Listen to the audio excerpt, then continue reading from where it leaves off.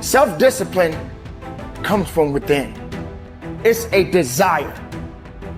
It's being able to understand that you got to get the work in and you got to be willing to go further and harder than you've ever gone in your life. Don't really want to get up and get out of bed. Yeah, I get up and get out of bed. I don't really want to work out. I work out. I really don't want to hammer on a project. I hammer on the project. Now, as an overall rule, I do not like procrastination. You need to get things done. Overcoming the old self allows us to become somebody else. And there is that period of transition. Call it the void where there's just not a lot happening. And you just got to be able to keep going and continuously get to the end of your belief where most people stop. Success is like a quiet daily set of tasks. Real small. Real small.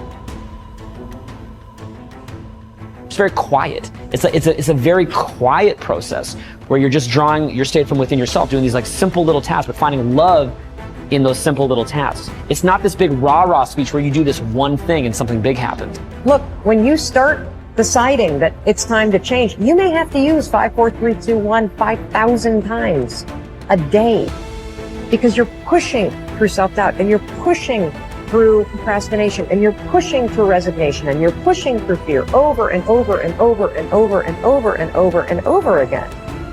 Change the chapters in the book of your life if you want to. There's a book being written about you. You can decide, you and God, or you and whatever you believe, you're the author. You can turn the page. It might be year 2, 3, 4 before you get your big win, but you can decide now, I'm going to walk, talk, and be a different person. See, we don't have the courage, and that's what it takes, courage. It takes guts to do that which you know you need to do. If you don't have the courage to act, life many times will move on you and make you act. And the measure of a person's will is determined by what they are willing to do to ensure triumph over tragedy. The measure of a person's will is determined by what they are willing to do to ensure success over failure. The benefit of discipline in my eyes has always been that through discipline, I get things done. All you have to do is know where you're going, and the answers will come to you. Forget the past mistakes, forget the failures, forget everything except what you're going to do now and do it. It's taken me my entire life to understand it's not necessary to know every single detail and to stop testing the waters and just dive in.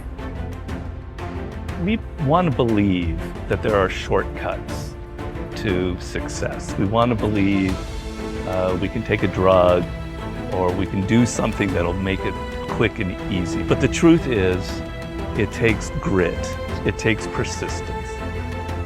So it's hard to understand what could happen to you in 10 years in a visceral gut way of what it means to have failed in life. And to me, failure in life is not having money. It's not realizing your potential. You're 60 years old and you said, I could have been this, and I never did it. That's like the worst thought I think anybody can have. And you don't think about it in the moment because your life is okay, but you've got to wake up and understand that there's an urgency here. And that if you're not practicing something now, if you're not aware, if you don't have a path towards something better, you're rotting on the vine, and the day of reckoning will come at some point, and it will be painful. You're not going to feel it suddenly, it'll be slow, but it'll come and it won't be good. You will not find toughness in a comfortable environment. Those of you who are listening to this, whoever hear this, you will not find it. I was trying to look for it everywhere. The only way you find it is to drown yourself in a position where you're just out of sorts, where you can't swim and you're drowning. Where you're drowning. You're drowning in life. And you say, you know what, man? I'm gonna figure out how to backstroke something. I'm gonna figure out how to, and then you figuring out all these tools. Your mind starts to, when you quit, your mind does this. Because you're out. once you say, I'm not going to quit, this is the 40%. When you quit, your mind says, we're done. So it doesn't expand. There's no expansion when you quit. When you say, you, this sucks, I'm drowning, I'm miserable, I'm suffering, I'm broken, but I'm not going anywhere. What happens to your mind is it does this. It says, he's not leaving. So we got to expand. We got to grow. We got to figure this thing out. So then these compartments in your brain start to they have to work. They have to work. And then you start to engage parts of your mind that you never engaged before. But you can't engage it by sitting back in these nice chairs, drinking this nice water, talking to you, talking about what I want to do. That's where the 40% thing comes in. It comes in when you're in suffer mode and you say, I'm not going to quit. You're forcing your brain now to operate on a level it's not used to, but then it becomes used to. Successful people are intensely solution-oriented. The fact is that life is a continuous succession of problems and difficulties without end. This river of problems is only interrupted by the occasional crisis, which makes the problem seem small in comparison. In fact, if you are living a busy life, you will probably experience a crisis of some kind every 2 to 3 months throughout your life. You will have business crises, family crises, financial crises, health crises, and other crises. The problems and crises never stop. They keep coming like the waves of the ocean. The only thing you can control is your responses to these problems and crises. And therein lies the key to your success. Successful people respond effectively to problems. Ineffective people do not. Successful people take a deep breath, relax and think clearly. They look for the good in every situation. They seek the valuable lesson. Above all, they focus on the solution, on what can be done rather than what has happened and who is to blame. There is a methodology that you can use to solve any problem.